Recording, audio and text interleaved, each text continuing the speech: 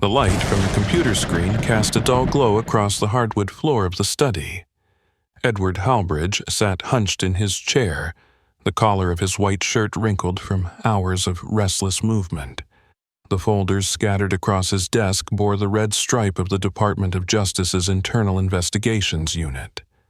His fingers hovered above a photograph clipped to a classified file, but he did not touch it.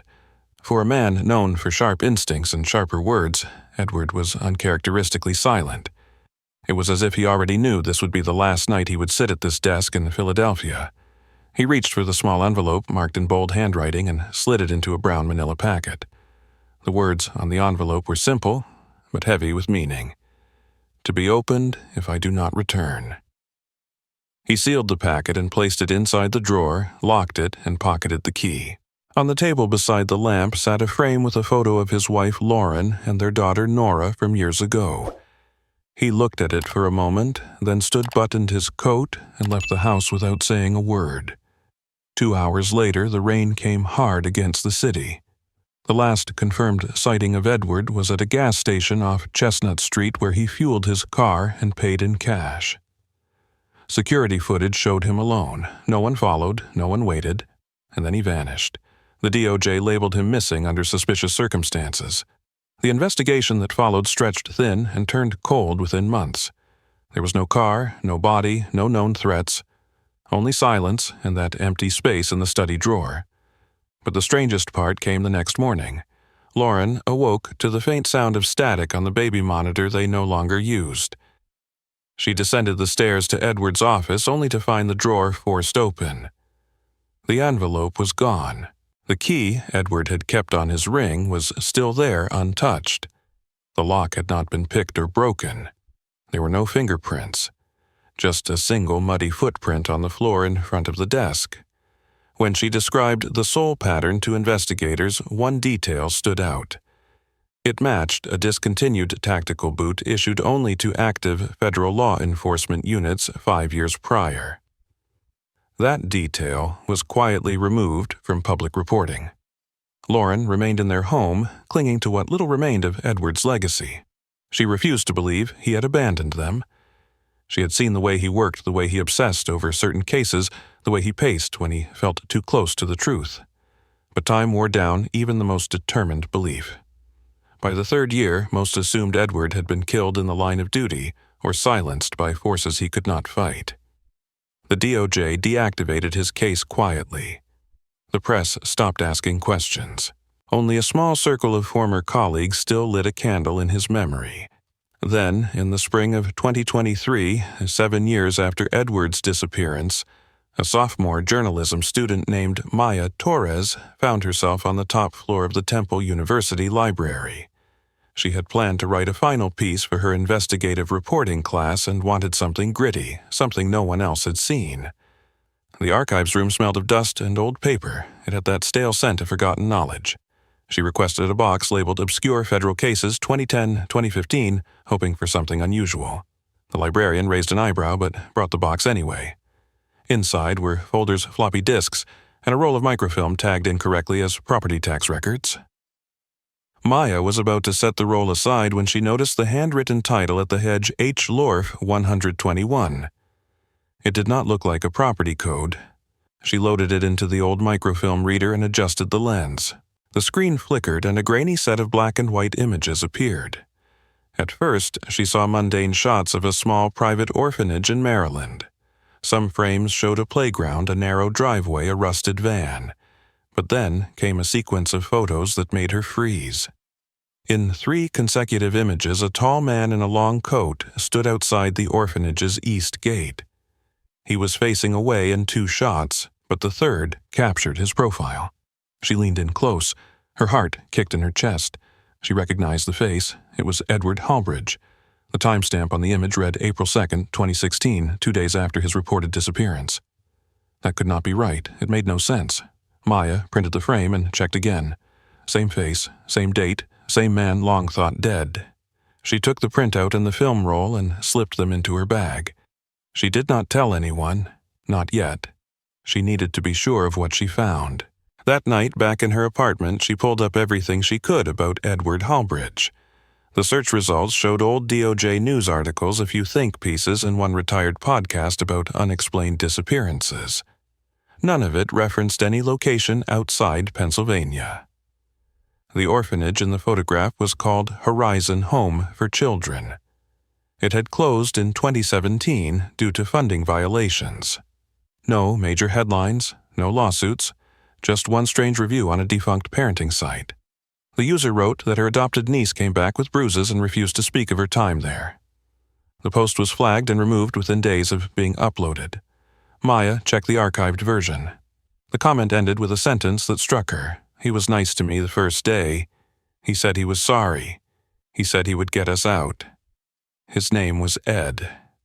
Maya sat frozen.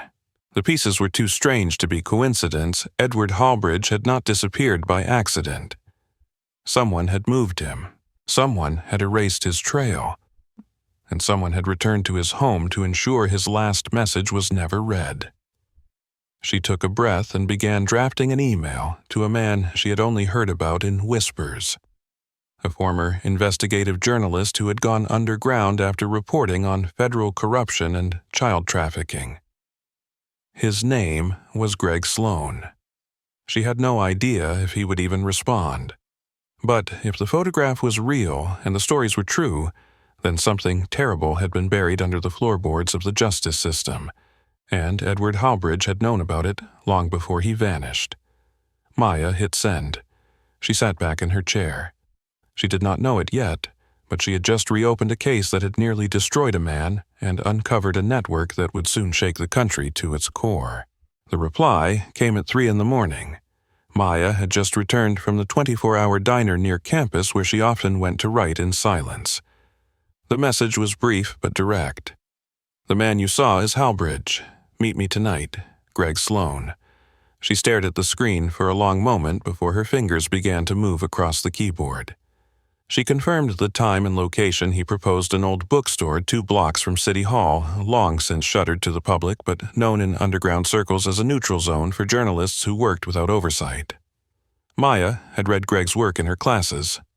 A decade ago, he had written a Pulitzer-nominated series on government corruption involving immigration centers and undocumented minors. Then he vanished from the bylines. Her professor once called him a man who learned too much and lived to regret it. Maya packed the photo, the microfilm copy, and her field notes. She knew that this meeting would change everything, but she could not have known just how far it would take her from the safety of theory and into the weight of truth. The bookstore was cold and musty. The air smelled of paper that had not been turned in years. Greg Sloan looked exactly as she imagined. His eyes were dark and focused, but not cruel. His beard was graying and his coat looked heavy for a man used to watching the world from its corners. He did not offer a handshake. Instead, he gestured to the seat across from him and waited for her to lay out what she had. Maya explained everything. The library records the mislabeled reel, the image of Edward Halbridge, and the strange message from the parenting site. Greg said nothing for several minutes. Then he pulled out a thin binder from his satchel and opened it. Inside were clippings from articles, never published copies of sealed reports, and 3 photographs of the same orphanage from years before. In one, a man stood by a loading van with his face blurred by distance. Maya looked closely. The posture matched Edward. Greg confirmed it was taken 3 days after Halbridge disappeared. Greg told her that the orphanage had been one of 6 flagged in a 2015 internal report to the Department of Health and Human Services. The report cited missing documentation, inconsistent background checks, and unexplained budget anomalies. He had tried to report it then, but his story was shut down by his own editor after a federal visit. Since then, he had been gathering what he could, waiting for a break. Maya's photo was the break he had been hoping for. It placed Halbridge in the proximity of the site after the supposed disappearance and tied his name to a trail that someone had worked hard to bury. But what neither of them understood yet was who had accessed the archive and why the photo was still there. Greg asked if anyone else had handled the role. Maya said no, only the librarian who brought the box, but she had not noticed anything unusual. Greg leaned forward and told her that the box she described should not have existed. Those cases were boxed and shipped to federal storage 5 years ago. The next day, they went together to the University Records Division. Greg used a contact to gain temporary access. When they asked to see the retrieval log for the archive box Maya had reviewed, the assistant on duty grew pale. The log showed that the box had been checked out once in the last 5 years. The date matched a full year before Maya enrolled. Stranger still, the ID used to sign out the box belonged to Maya Torres. The assistant assumed it was a system error, maybe a duplicate name or student number. But Maya knew better. Her ID had never been active during that time. Someone had created a profile under her name, accessed the box, and then let it return unnoticed. The signature on the form was illegible. Greg took a photo of the page and thanked the clerk. As they walked out, Maya felt the weight of something she could not define. Someone had made her the shadow in a story they had already started writing. Back at Greg's apartment, they reviewed the evidence again. He had converted the film to digital images and enhanced the relevant frames. The orphanage was clearly labeled in the corner signage. Horizon Home for Children. The timestamp was consistent. Edward's face, though partially turned, was now clearly identifiable using a facial recognition tool Greg had access to through private archives. Maya asked why no one had ever connected the orphanage to Edward's case. Greg explained that the orphanage was registered under a private religious nonprofit that filed no public grant reports. It operated legally, but its funding came largely from donor circuits that shielded their accounting behind anonymity. He believed someone had used these orphanages as a stopover point, not to care for children, but to move them. The term he used was client exchange. Maya felt her stomach turn at the words. She asked why no one had stopped them. Greg looked away and said that when the people involved sit in the chairs of oversight, the line between law and silence becomes almost invisible. Maya needed to see it herself. Greg warned her that the site had been gutted. After it shut down, the building was auctioned to a property firm that let it decay, but Maya insisted. They drove to Elkton, Maryland the next morning. The building stood at the end of a narrow road surrounded by chain-link fence and overgrown grass. A faded sign still hung by the entrance. The paint on the walls had peeled, but the windows were mostly intact. Maya walked through the front door, her footsteps echoing on the dusty floor. She moved room by room until she found what used to be the dormitory. Rows of bunk beds sat stripped and rusted. In the corner of one room, a small vent caught her eye. She pried it open. Inside was a leather-bound notebook, dusty and water-damaged, but still legible. The pages were filled with blocky handwriting, a child's diary. The writer described nightly visits from staff and being told to stay silent. The last entry read simply, "He told me he was sorry. He said to hide this. He said someone might come one day. His name was Ed." They took the diary and returned to Philadelphia in silence. That night, Maya reviewed every page. There were references to being taken for testing to groups of men, visiting to one girl who vanished after a visit from the administrator. The details matched what Greg had once tried to report. She cross-referenced the names with public missing child records. One name appeared on a 2015 list from the National Center for Missing and Exploited Children. The child had never been found. Maya took a breath. This was no longer about a photograph or a theory. Edward Halbridge had found the truth. And someone had moved heaven and earth to silence him. The days following their visit to the orphanage passed in quiet urgency. Maya could feel the weight of the diary pressing against the rest of her belongings, as if it were more than paper and ink. Each page had the fragile power of testimony. Greg moved through his apartment with attention she had not seen before. He was always alert now, checking windows, re-encrypting drives, reviewing the contents of old USB sticks he had stored in a hollowed-out textbook on his shelf. Maya spent her evenings organizing the information, trying to build a timeline from the orphanage's earliest records to the time of Edward Halbridge's last known contact. She marked newspaper clippings, scraped archived blogs, and printed out legal documents. The deeper she dug, the more inconsistencies surfaced. Reports had been altered. Permits were backdated. Several employee names listed on public documents did not match payroll filings. The trail looked cold on the surface, but underneath the surface something had been deliberately buried. She did not know what they were going to find next, but she knew they could no longer ignore what was happening. They agreed to look for physical records next. Greg had a contact at the state records warehouse just outside Harrisburg, someone who owed him a favor. The facility was a low beige concrete structure with few windows and even fewer visitors. Inside, the air was dry, and the lighting dim rows of files stacked high on metal shelving units that seemed to stretch for miles. The clerk led them to a section labeled Public-Private Compliance Archive, where older boxes were stored after failed audits or dissolved partnerships. Greg requested the inventory record for Horizon Home for Children. It took nearly 30 minutes, but eventually a single entry appeared in the database. One box, transferred in 2018. Sign-out date listed. Assigned to the Department of Justice's Office of Oversight.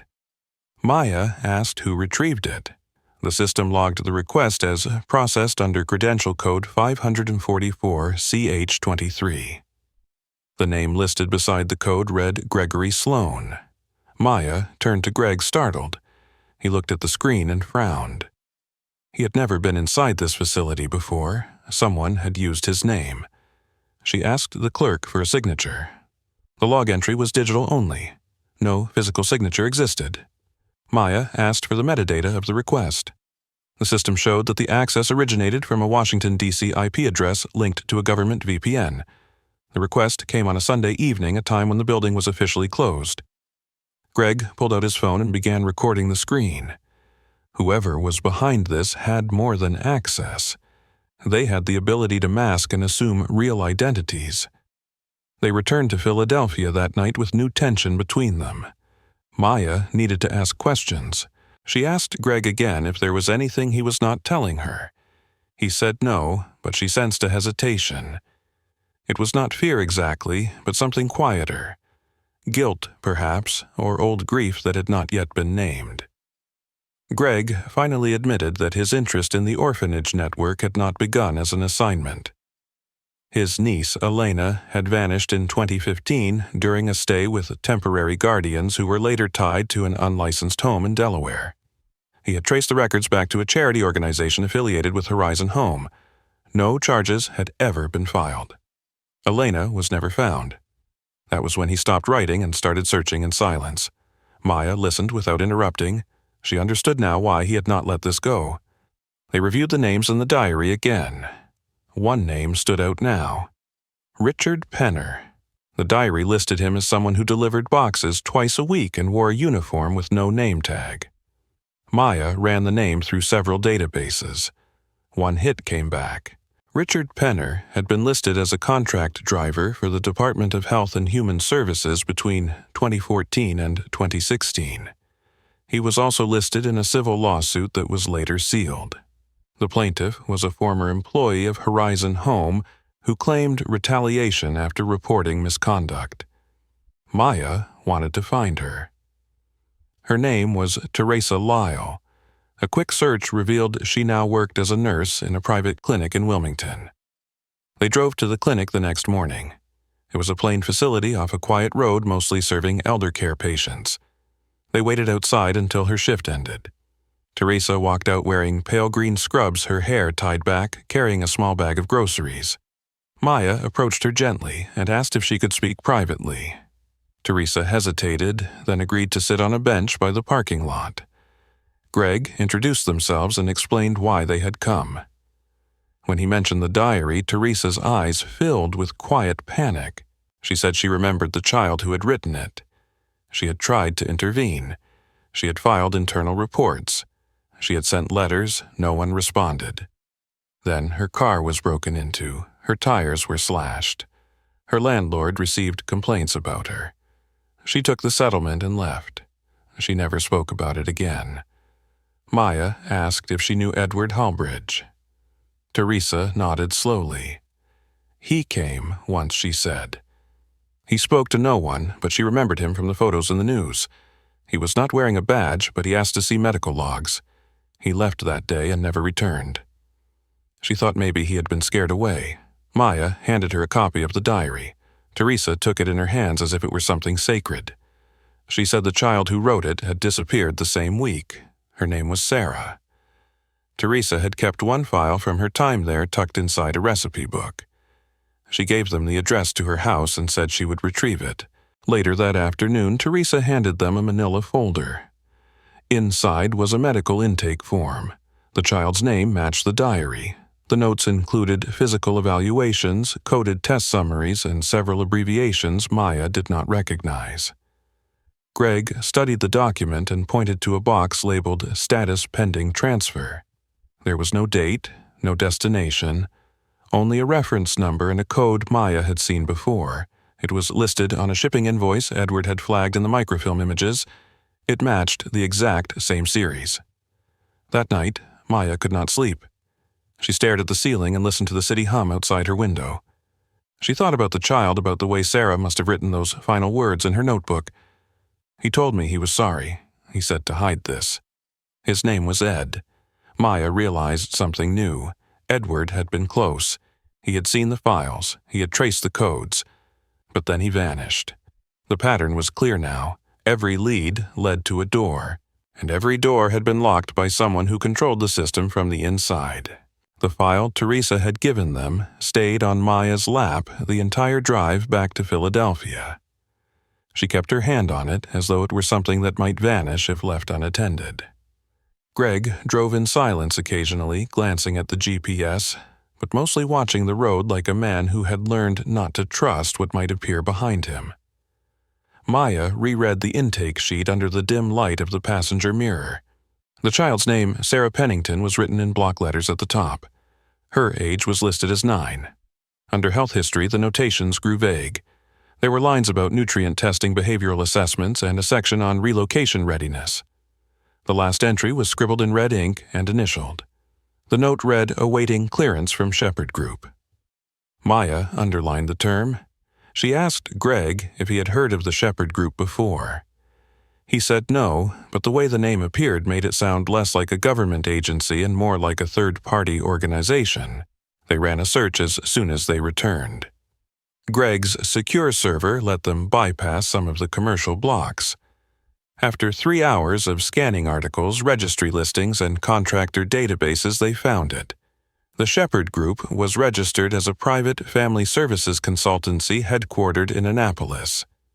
The company's website was sparse, listing only a mission statement about facilitating international care solutions for displaced minors, no contact phone, no staff directory. The listed address matched a suburban mailbox service shared by 6 other companies. When Greg dug deeper into federal procurement data, he discovered that the Shepherd Group had received 5 separate subcontracts under Homeland Security between 2013 and 2017, all tagged under humanitarian logistics. The money trail led to one parent firm, Horizon Faith Outreach Network. Maya recognized the name immediately. It was the same nonprofit that operated the orphanage where the diary had been found. She clicked on a tax document from 2014 and saw another name buried in the grant approval section. Judge Matthew Pierce. Greg sat back in his chair and closed his eyes for a moment. The name was familiar. Pierce had been a prominent figure in judicial reform circles. He had led several panels on juvenile justice and had been praised for his work with family court alternatives. Maya found a public profile that listed him as the founder of 2 regional rehabilitation homes for vulnerable youth. The addresses listed were both now vacant properties. One had burned down in 2018. The other had been purchased by a developer who specialized in senior housing. None of the news archives mentioned any controversy. Every article referred to Pierce as a man of integrity. Maya did not believe in coincidences. She knew from her classes that when people use the right words and smile the right way, their history becomes whatever they want it to be. But the evidence pointed to something darker beneath the polished resume. They needed someone who had worked directly under Pierce. Greg remembered an old contact who had once clerked for a federal commission on juvenile oversight. His name was Ronald Healy. He now worked as a legal consultant in Baltimore. Greg called in a favor and arranged a meeting. They met Healy at a public law library near the harbor. He wore a blue sweater and glasses and greeted them with measured politeness. When they brought up Judge Pierce, Healy's tone changed. He shifted in his seat and lowered his voice.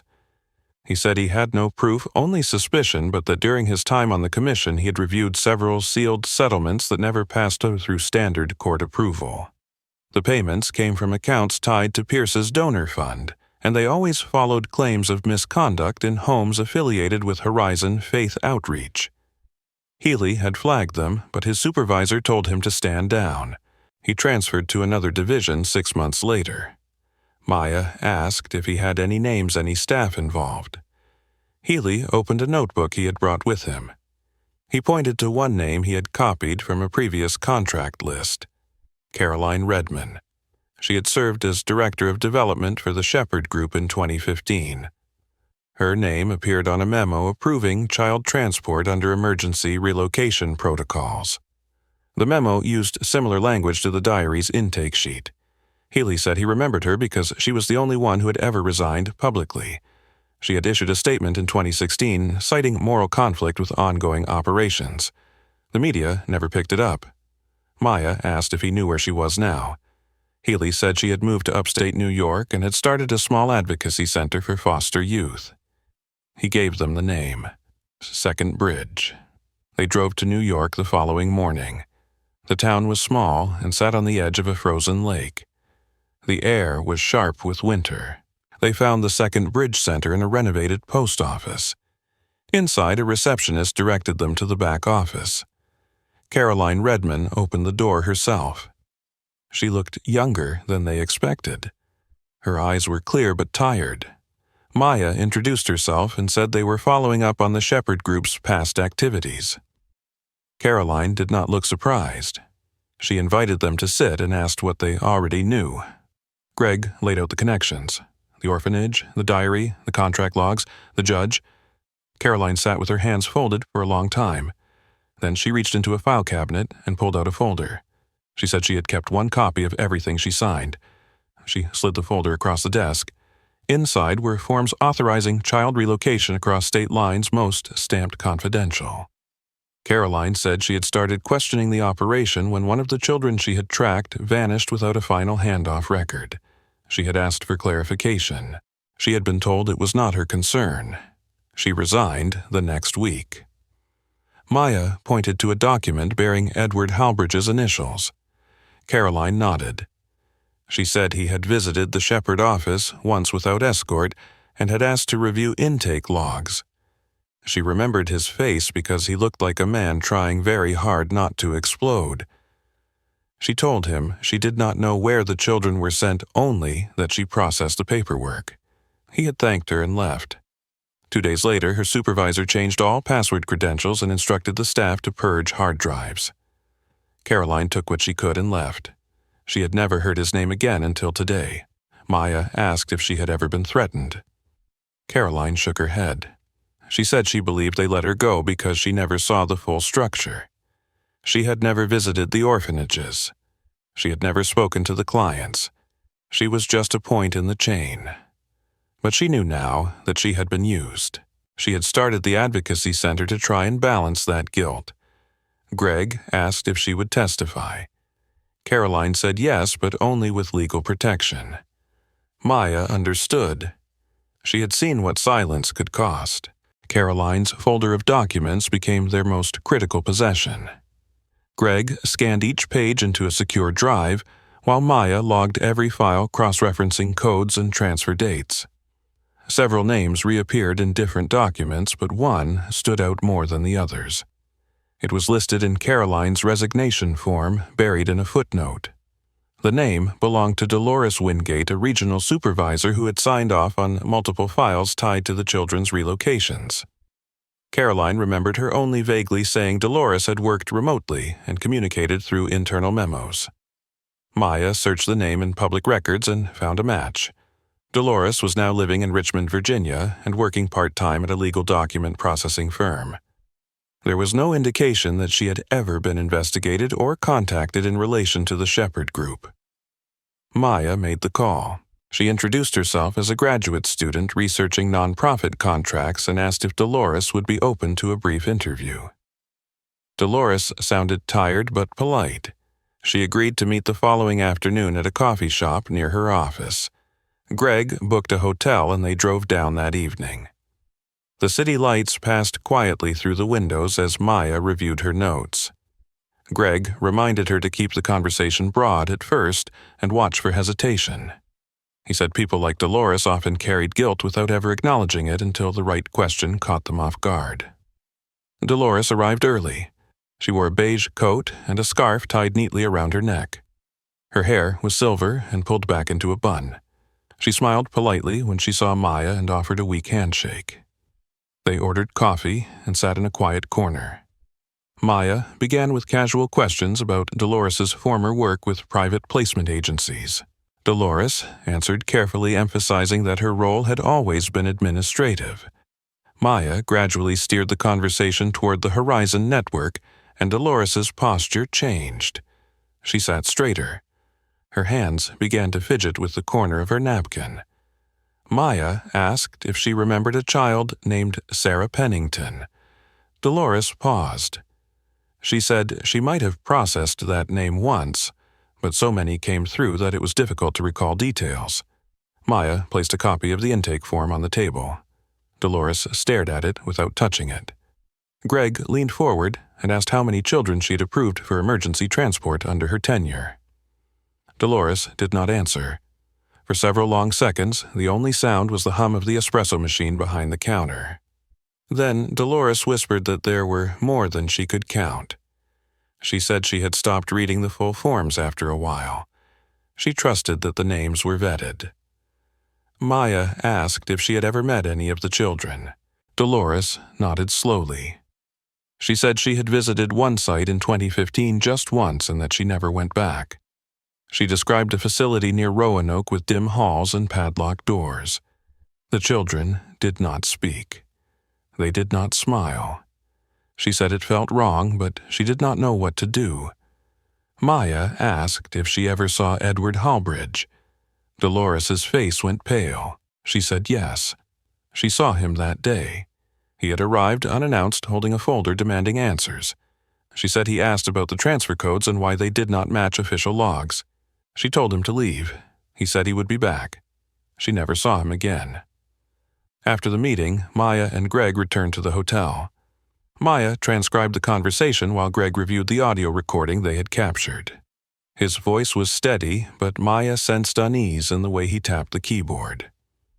Greg admitted that the mention of the Roanoke site brought back something he had seen in his own investigation. In 2016, an anonymous blog post had circulated in journalist forums claiming a federal agent had been spotted at an unlicensed youth care facility in that area. The post was flagged and deleted within hours, but Greg had saved a copy. The author used the pseudonym Hastings. Maya asked if anyone had ever traced the writer. Greg shook his head. The account disappeared.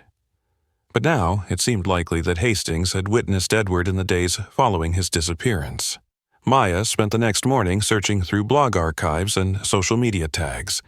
She found an old forum that still held cached posts from the account. Hastings had written 3 entries. The first described a man who looked out of place in a facility filled with quiet children and locked doors. The second mentioned a photograph that the man had shown to the receptionist, a photograph of a child and a handwritten note. The third post ended abruptly, stating that someone had come to ask questions about the man and warned the author to forget what he saw.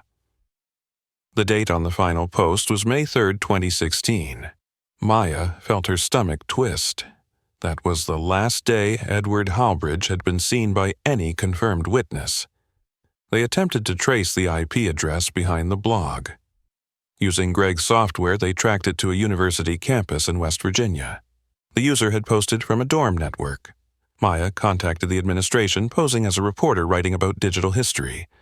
They confirmed that the user ID belonged to a former student named Jacob Loring. He had graduated in 2017 and now lived in Arlington. Maya found him on a professional networking site. He worked in IT and listed no past publications. She sent him a message explaining that she had read his old posts and needed to talk about what he had seen. Jacob replied within an hour. He remembered the posts. He said he had been a student journalist at the time and had visited the Roanoke facility as part of a story about rural child care centers. He had seen a man who did not belong there. The man had worn a suit and carried documents. The staff treated him with nervous caution. Jacob had taken a photo from a distance, but his camera was stolen from his dorm 3 days later. He never posted again.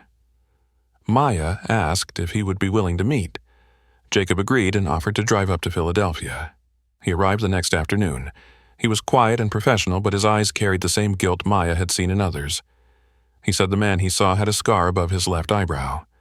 Maya pulled out a photo of Edward. Jacob confirmed it was him. He said he remembered because Edward looked directly at him for a moment as he left the building. It was a glance filled with urgency, as if he wanted someone to notice. Jacob never forgot that look. He had carried it with him for years. He handed Maya a small USB drive. He said it contained the only document he had managed to recover from his corrupted laptop. It was a scanned intake form with the same format as the others, but the destination listed at the bottom was new. It named a location outside of Charleston, a facility labeled Rosebridge Temporary Shelter. The name Rosebridge Temporary Shelter did not appear in any official database. Maya searched state directories, Child Protective Services records, and private facility licenses, but found nothing. The address listed on the intake form led to a gravel road about 40 minutes outside Charleston, West Virginia. Satellite images showed a wide field bordered by a long fence and a cluster of outbuildings. One of the structures resembled an old farmhouse with a pitched roof and boarded windows. The surrounding land looked unworked. There were no signs of farming vehicles or active residency. Greg studied the layout and said it reminded him of decommissioned agricultural centers that had been quietly repurposed. Maya printed the maps, circled the coordinates, and placed them inside a plain folder. They agreed to drive out that evening and scout the property before deciding how to approach. They arrived just after dusk. The road was narrow and empty, with bare trees rising on both sides like silent guards. The air felt colder here, and the clouds hung low above the distant hills. When they pulled off the road near a cluster of mailboxes, they killed the headlights and proceeded on foot. Maya carried a flashlight with a red filter to avoid attracting attention. Greg had his phone ready to record. They followed a narrow trail through the brush until the house came into view. The building was larger than it looked on the map, with 2 attached wings and a barn at the rear. The windows were covered from the inside. A single security light flickered above the front door. Maya motioned to move toward the rear. They crept along the side of the building, staying close to the shadows. As they approached the barn, they noticed faint tracks in the mud. Someone had driven a vehicle through the path recently. Greg reached the barn door and pressed his ear against the wood. He heard nothing. He tried the handle, but it was locked from the inside. Maya moved around to a smaller door near the side entrance. It was also locked, but the frame had splintered slightly at the bottom, revealing signs of force. She looked at Greg. This place had seen activity. They decided not to enter yet. Instead, Maya took photographs of the locks, the windows, and the tire tracks. She also noticed a metal utility box mounted on a pole near the barn. It was newer than the rest of the structure. Greg opened it and found a working cellular router wired directly to a power line. He disconnected the battery and closed the lid. Maya whispered that someone was using the building for communication, likely off-grid. Back at the motel that night, they reviewed the footage. The equipment suggested recent occupation, possibly within the past few weeks. Maya enlarged the photos and examined the utility box more closely. There was a manufacturer's sticker with a serial number and a service tag registered to a company called Amerinet Communications. Greg found the contact number and called, posing as a maintenance contractor requesting installation history. The representative confirmed that the box had been installed under a bulk order contract for agricultural sites leased through a company called VistaHold.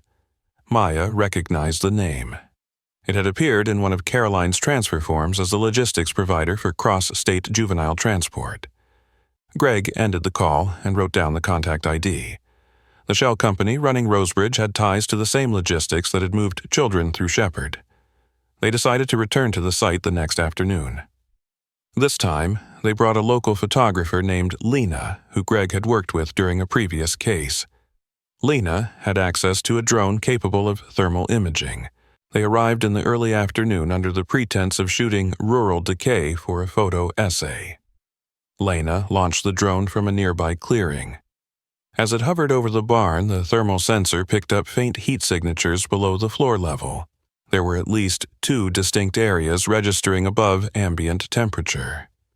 Lena marked the coordinates and dropped a pin. Maya stared at the monitor and realized they were looking at a hidden basement or sublevel area beneath the barn. Greg said they needed to act quickly. Whatever was inside might not stay there much longer. They called a contact from the local sheriff's department, someone Greg had worked with on a trafficking case years ago. His name was Deputy Ray Holloway. Greg explained the situation without naming names, only saying that they had reason to believe minors were being held at the site illegally. Deputy Holloway agreed to meet them at the county line with a warrant request prepared if the judge approved. They drove to the courthouse and waited while Holloway entered the judge's chambers. 30 minutes later, he returned with the signature. The warrant allowed a full search of the property based on evidence of unlawful detainment and unlicensed facility operation. They returned to Rosebridge just before sunset. 2 marked units followed close behind.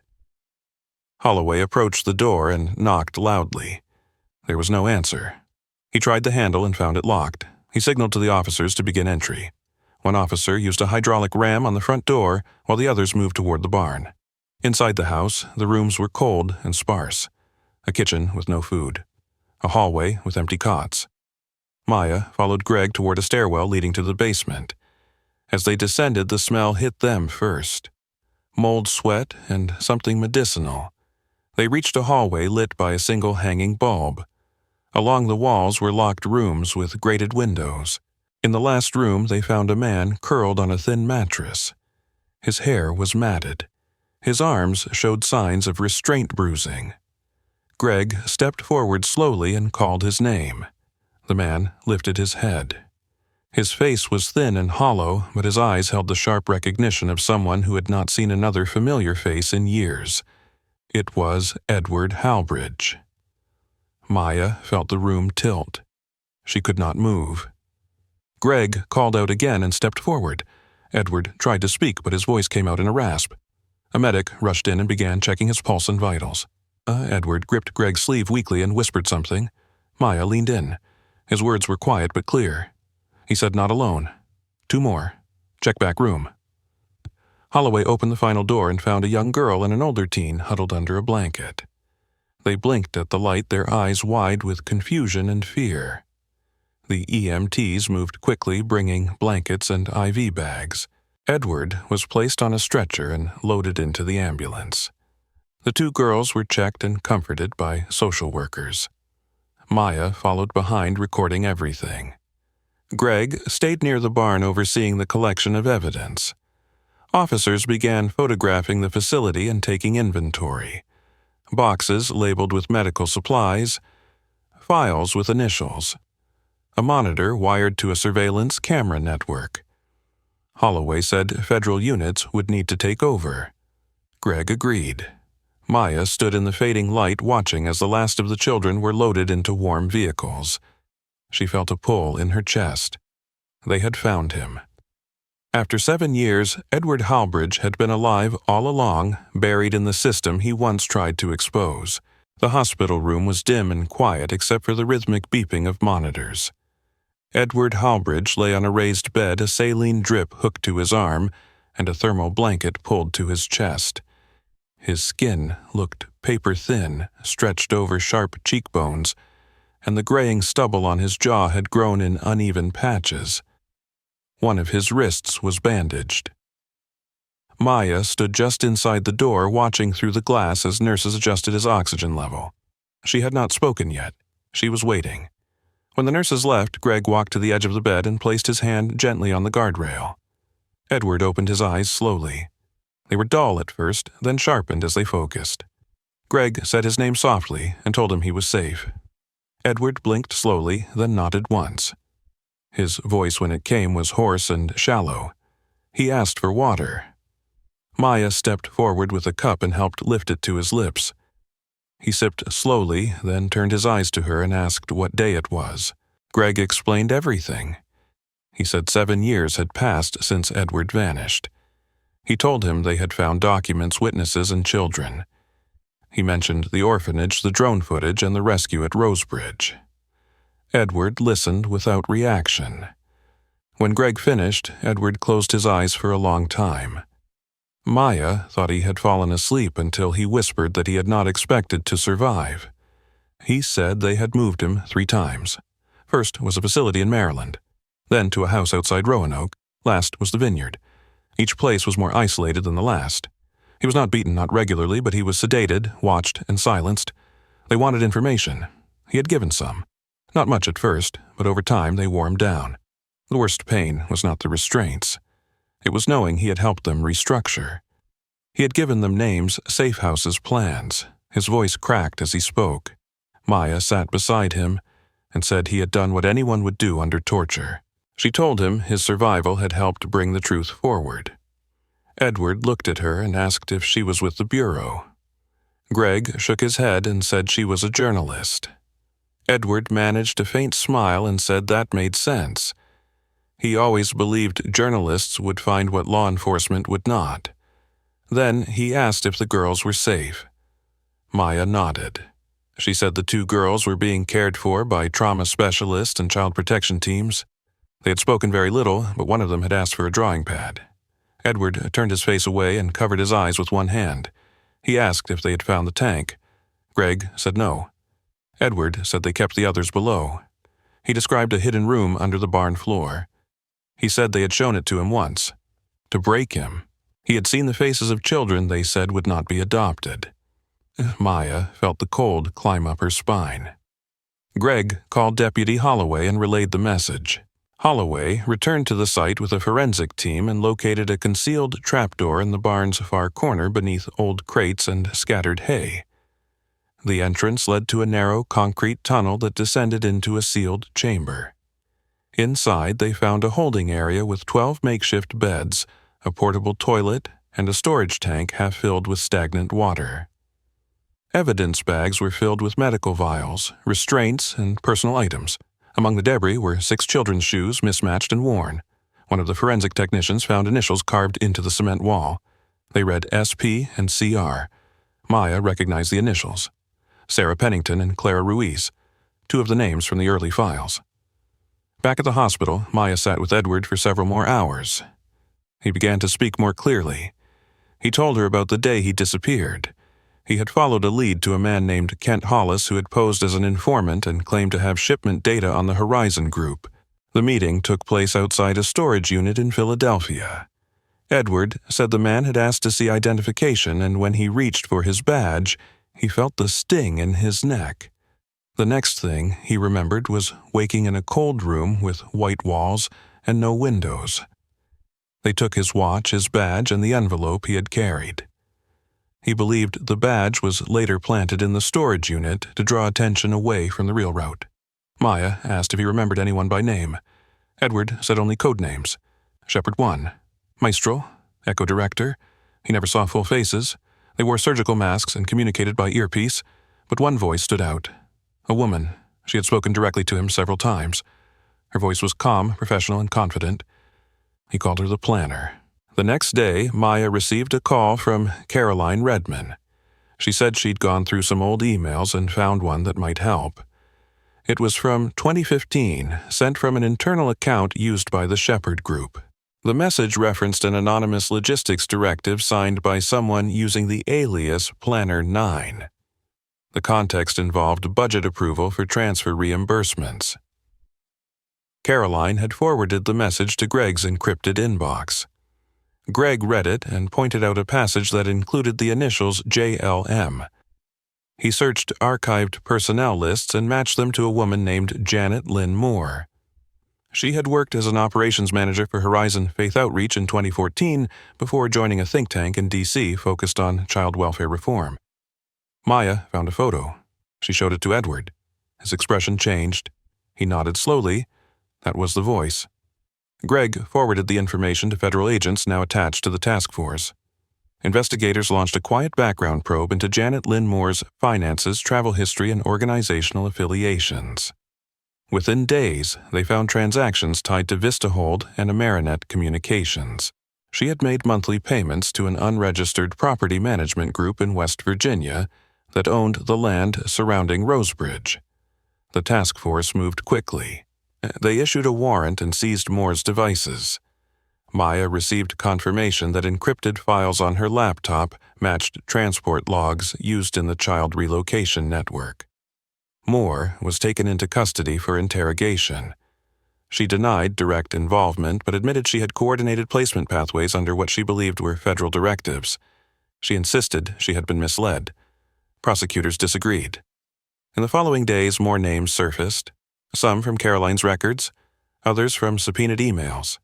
Donor organizations were contacted, subcontractors were questioned. The media caught wind of the arrests and pressure mounted. One national outlet published a piece detailing the Rosebridge rescue and the timeline of Edward Halbridge's disappearance. Maya was listed as a contributing journalist. Her phone rang constantly, offers for interviews, requests for comment. But she declined them all. She knew the story was not over yet. Children were still missing. Facilities were still operating. The case had opened the first door, but many remained shut. Edward Halbridge sat upright for the first time in over a week. The doctors had cleared him for light conversation, but they remained cautious about his energy levels. The burns on his wrist had begun to scab over, and the swelling in his legs had decreased.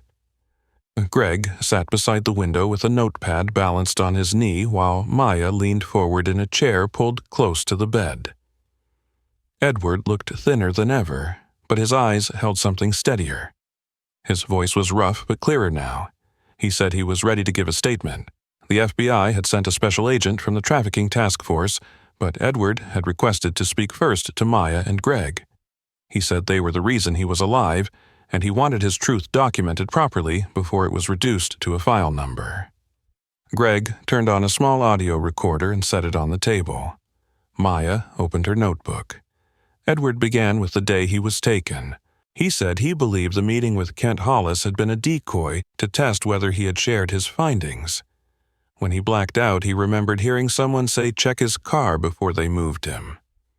He awoke in what he believed was a clinic room, not fully restrained but monitored constantly.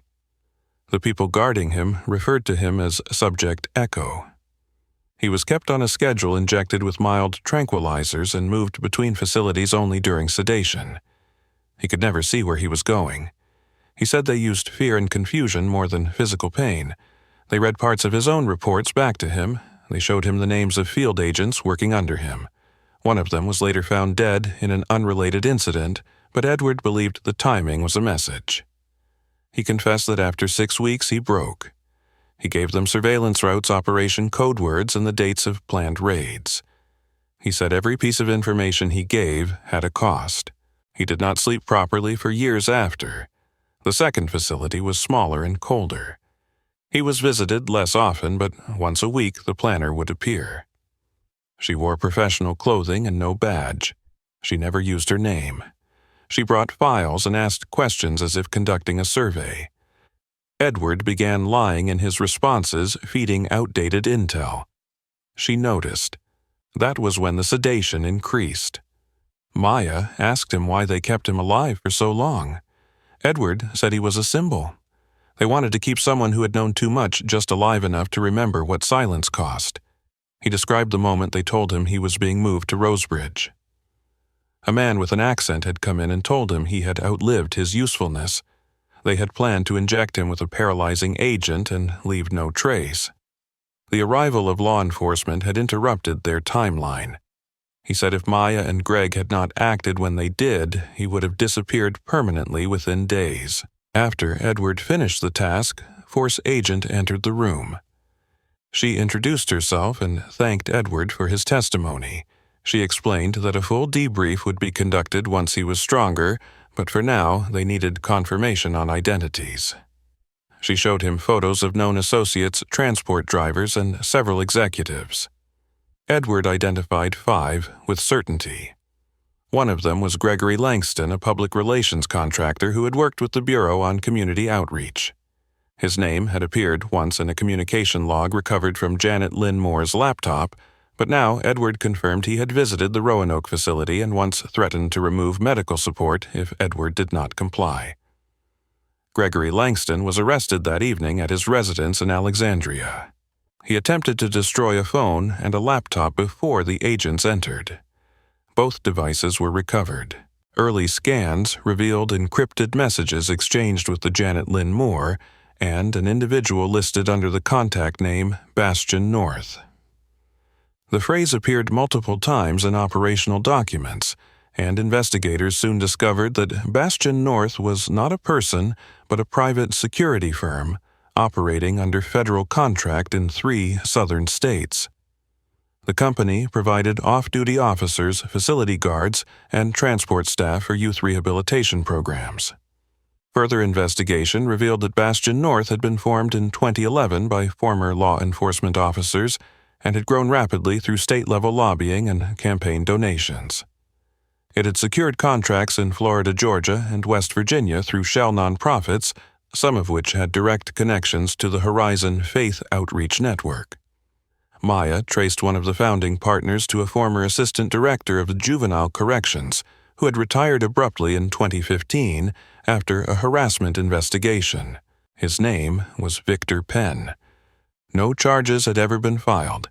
He had since relocated to Tennessee. Greg contacted a federal marshal assigned to the case and shared the findings. The marshal requested subpoenas for financial records and communication logs. Within days, evidence surfaced that tied Victor Penn's account to multiple off-the-books payments made to private holding companies. These firms leased buildings under temporary property development licenses, then converted them into shelters or centers with minimal regulation. One of the buildings had been used briefly as a makeshift intake center, housing children who had been denied immigration status and placed in holding under Title 42 exemptions. Meanwhile, Janet Lynn Moore, under pressure from mounting charges, agreed to cooperate in exchange for partial immunity. She provided names, locations, and dates. Her statements aligned with Edward's accounts and confirmed that at least 12 facilities had operated between 2013 and 2019, often shutting down within 6 months and relocating under new names. She said the objective was always the same. Children with incomplete documentation were assessed for adoptive or medical viability and then transferred. Maya listened to the audio of the confession. It made her sick to her stomach. The task force held a closed-door hearing with senior DOJ officials. The case now involved federal fraud, conspiracy, kidnapping, and human trafficking. The media caught wind of the investigation's scale. Headlines broke across the country. Congress requested an oversight committee. Edward's name was redacted in most public documents, but internally he was recognized as the key survivor and primary witness. Maya was asked to submit her investigative notes and was offered a formal role in the task force's media documentation. She declined. She said she would report the story the same way she found it, independently. Caroline Redman returned to testify before the committee. Her voice was calm. She provided documents and offered public statements. She was praised for her courage and asked to serve as a consultant for nonprofit ethics training. She agreed on the condition that real oversight be established. Jacob Loring also testified. He provided digital archives and recordings that corroborated the movement of Edward between sites. His university issued an apology for failing to investigate his original claims. He was offered a fellowship in investigative journalism. He declined and returned to private work in cybersecurity. The courtroom was packed with federal officials, journalists, legal observers, and survivors' advocates.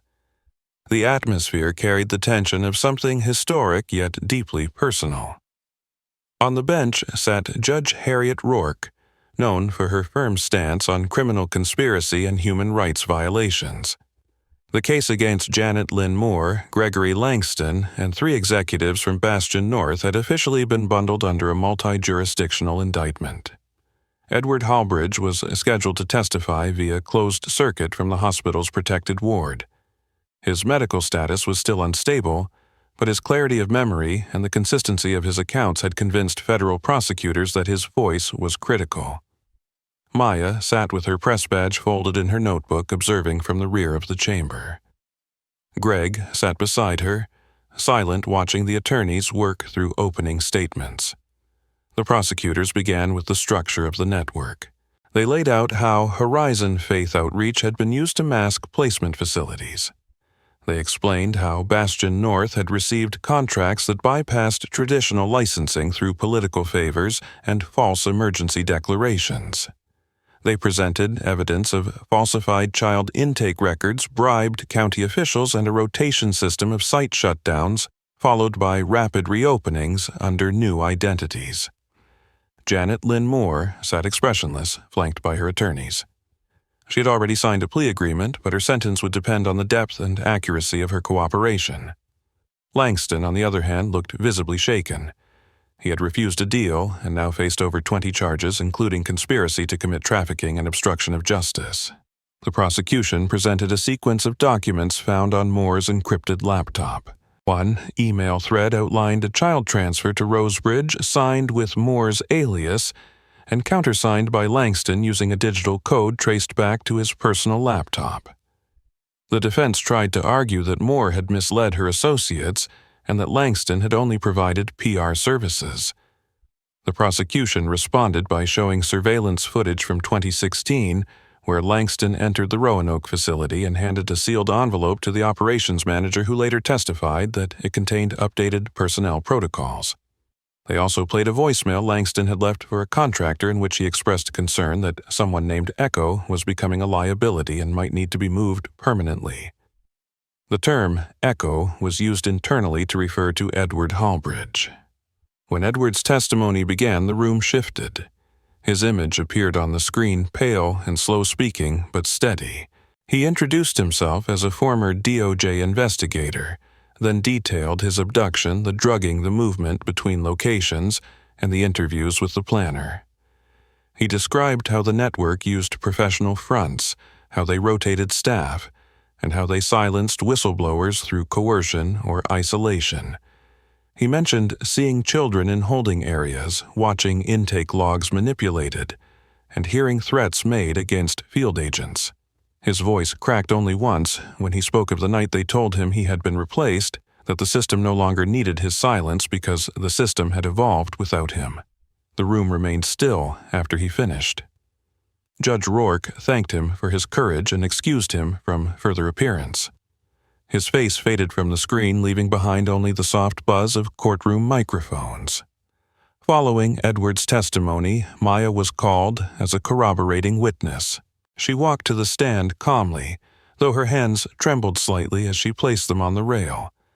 She identified herself and explained how she first encountered the case through a microfilm reel mislabeled in the Temple University archive. She described her contact with Greg, their meeting with Caroline, and the steps they took to uncover Rosebridge. She explained the drone footage, the search warrant, and the discovery of Edward and the 2 girls. Her account was supported by photographs, recordings, and time-stamped logs. She presented the diary written by Sarah Pennington, the same one found in the orphanage wall. Judge Rourke read the final entry aloud before allowing it into evidence. Maya returned to her seat and sat down slowly. Her knees ached, but she kept her face composed. In the days that followed, more witnesses testified. Caroline Redmond presented her resignation letter and internal memos. Jacob Loring verified his blog posts and presented recovery data from his damaged laptop. Several forensic specialists described the layout of Rosebridge and the physical condition of the children rescued. One of the girls, accompanied by a child trauma expert, testified from a closed session.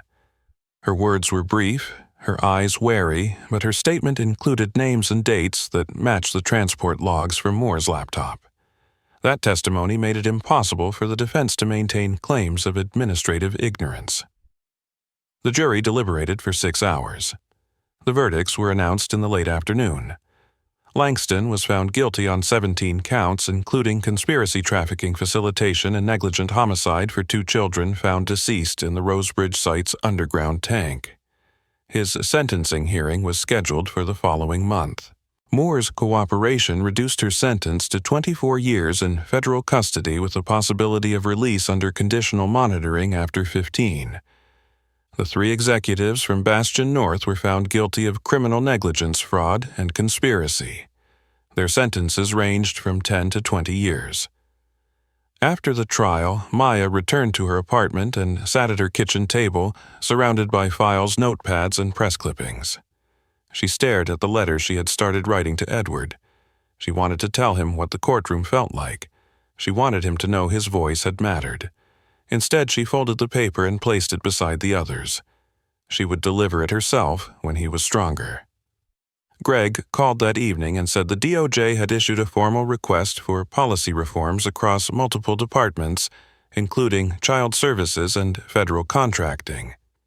He also said a review panel was being formed, and they wanted Maya to testify at the next oversight hearing. She agreed. This time, she wanted her words to be on record. The media coverage reached national outlets. Edward's story was covered in a long-form documentary by an investigative team out of New York. Maya appeared in it, briefly explaining how it started with a single misfiled reel in a university basement. Donations poured into survivor programs. Congress passed a resolution to increase transparency in facility licensing and third-party audits. A new task force was created to prevent similar abuse under the Office of Federal Protective Oversight. Maya watched the announcements quietly. She understood that victories in this world rarely came clean or quick. But they came. That was enough. The hospital hallway smelled of antiseptic and soft cotton. Fluorescent lights stretched overhead in an unbroken line as Maya walked toward room 412. She passed 2 nurses who gave her a familiar nod. She had come every week since the trial ended. Edward's condition had stabilized, though his strength returned slowly. Doctors said his organs had suffered prolonged malnutrition, but his body was fighting. He spent most mornings sitting by the window in a padded chair watching the clouds roll over the city skyline. Maya brought newspapers, legal updates, and sometimes poetry books he liked to hear read aloud. That morning, she carried an envelope with a letter signed by a federal oversight board. Inside was a formal apology. The Department of Justice acknowledged its failure to protect one of its own. They admitted that internal corruption had delayed critical actions and allowed rogue contractors to operate without consequence. The letter was addressed to Edward Halbridge, and Maya was going to read it to him herself. Edward looked thinner than she remembered from the week before. His frame rested against a cushion while a blanket covered his lap. His eyes lit with recognition when he saw her, and he raised a hand to wave. She greeted him softly and sat beside the small table where 2 mugs already waited. One held chamomile tea, his favorite. The other was hers. She pulled the envelope from her bag and placed it on the tray. He glanced at the seal and nodded for her to open it. She unfolded the letter and read slowly. It stated that a review of Halbridge's missing persons file and subsequent actions by the department had revealed procedural negligence, administrative failure, and preventable oversight. It concluded by stating that corrective measures had been implemented and that Halbridge's name would be restored with full honors and acknowledgement as a key contributor to the exposure of a national child exploitation network. Maya paused, unsure if he would respond. He reached for her hand instead and held it tightly. After a moment of silence, Edward looked out the window again. He asked about the 2 girls rescued from Rosebridge. Maya explained that both were placed in safe foster care. The younger one had started drawing again, and her therapist said she had begun using color, The older girl, she said, had identified a third language during one of their sessions, helping authorities trace a second intake route through the Gulf Coast. That detail had already helped prevent the activation of a new facility. Edward closed his eyes and let out a long breath. He said it helped to know something good had come from what he endured. Maya told him his survival had been more than a return. It had changed the direction of justice for people who had never had voices. Later that day, Maya stood at the front of a government building where the Senate Oversight Committee was scheduled to meet. She had been asked to deliver a closing statement summarizing the events surrounding the Horizon Faith Outreach investigation. She wore a plain black dress and carried only her notepad. Inside the chamber, rows of staffers, senators, journalists, and policy analysts waited quietly as she took her seat. When her name was called, she stepped to the podium and adjusted the microphone. She spoke clearly, beginning with the day she discovered the microfilm. She explained how one image had set everything into motion. She detailed the visits to orphanages, interviews with survivors, and the night she stood outside Rosebridge Barn holding her breath. She spoke of Edward's testimony of Caroline Redmond's courage, and of the resilience of two young girls who had emerged from silence into survival. She told the committee that the systems designed to protect children had failed. She said failure did not always arrive with violence. Sometimes it arrived as convenience, sometimes as delay, sometimes as a polite signature on a contract never reviewed. She asked them not to remember the story because it was tragic. She asked them to remember it because it was still unfinished. She said that every database left unaudited, every contract signed without background checks, and every whistleblower silenced by bureaucracy remained an open gate to exploitation. She ended by asking the committee to recognize Edward Halbridge not only as a victim of a failed system, but as someone who never stopped resisting it. When the hearing closed, several senators shook her hand. Others avoided her gaze. That evening, she walked alone through the city toward the small office she now used as her base of operations. Greg had returned to work on a separate case and they spoke weekly. Caroline had begun consulting with a group working to establish new child protection protocols. Jacob had accepted a limited role as a digital coordinator for the Advocacy Center in Wilmington. Maya's life had changed entirely, but not in the way she once imagined. She had become known not just as a journalist, but as a thread puller, someone who found knots and did not stop until they unraveled. She was not interested in television appearances or awards. She wanted names, trails, and quiet doors that others refused to knock on. 2 months later, she received a package at her apartment. It was a small box wrapped in brown paper. The return address was from the hospital. Inside, she found a hardcover notebook and a brief note. The handwriting was thin but legible. Edward wrote that he had filled the notebook with the memories he could recall in full. He asked her to keep it safe, to use what she needed, and to bury what she must. The last page was dated a week before. It contained a short entry. It said that if hope had a shape, it looked like persistence. That if justice had a sound, it was the voice of a girl asking to draw. And that if survival had a name, it was every child still waiting for someone to find them. Maya placed the notebook on her shelf beside the photo of Sarah Pennington's diary and the federal document bearing Edward's restored status. She stood for a long time watching the city turn gold in the evening light. There was no parade, no sudden wave of relief. There was only work to do, one case at a time. But now she understood that silence could be defeated. Not always quickly, not always completely, but enough to let light in. Enough to give someone a second chance. That was where the story had led her. That was where the next one would begin. If this story moved you or made you think, make sure to like and subscribe so you do not miss what comes next. Tell us in the comments where you are watching from and what part of the plot stayed with you the most. We are listening.